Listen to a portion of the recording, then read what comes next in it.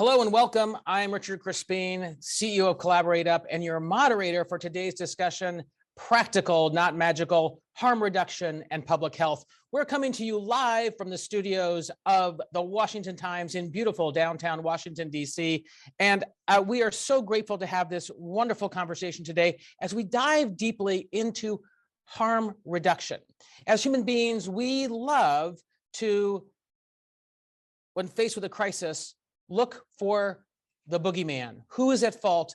Find the magical solution, the magical silver bullet, and slay that boogeyman and move on. Unfortunately, in an ever more complex society, we have to look for more sophisticated approaches.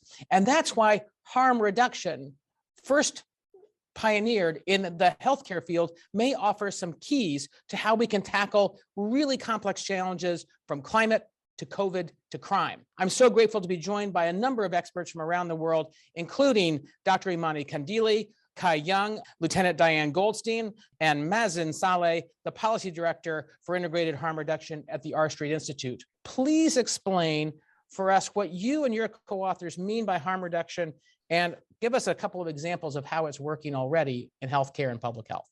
Dr. Kandili. Harm reduction is not anything new. Harm reduction is something that I've had the pleasure of working with way before MAPA, so the association, and I believe in it. And that COVID showed us how harm reduction can inform and influence global and national public health policies.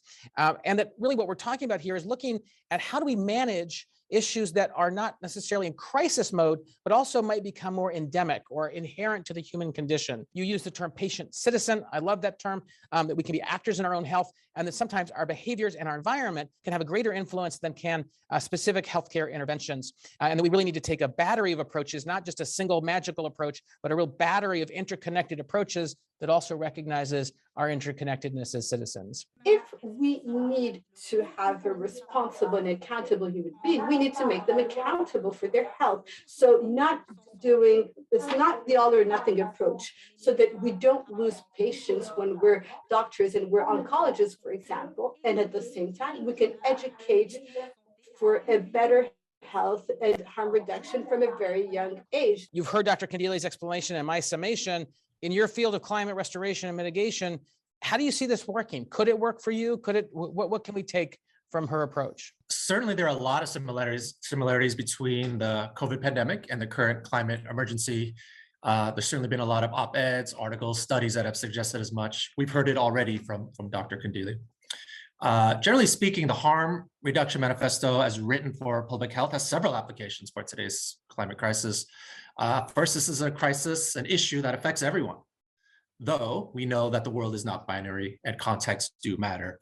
A global South country certainly lacks the same resources and opportunities to mitigate and adapt and restore the climate versus the West, where not only do they have the resources, but are also the leading emitters. In terms of differences, I think one of the biggest differences in the climate space versus what I've heard thus far on harm reduction is simply time. While we might have time to reflect before the next pandemic, we don't have time to reflect for climate. So what I'm hearing from that is that not all solutions are created equal. We do need to take scientifically backed and proven approaches, but when we're dealing with problems that have multiple possible causes, we need to explore multiple possible solutions. I know harm reduction has been applied for a while in the world of addressing crime in the field of criminology.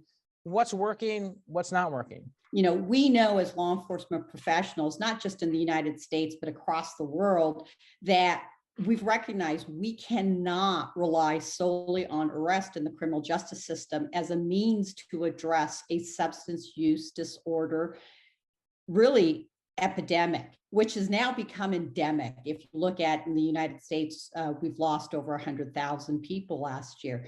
What harm reduction has done for law enforcement in the last few years really has been about introducing evidence-based practices, but it's also making us take a look at kind of the philosophical viewpoint of, what's our role? I have long stated that, law enforcement has a great code of ethics, but it really needs to be blown up and reimagined and transformed almost into a criminal justice Hippocratic code of ethics where we do the least harms. We need to think about things that are becoming increasingly endemic or inherent to the human condition.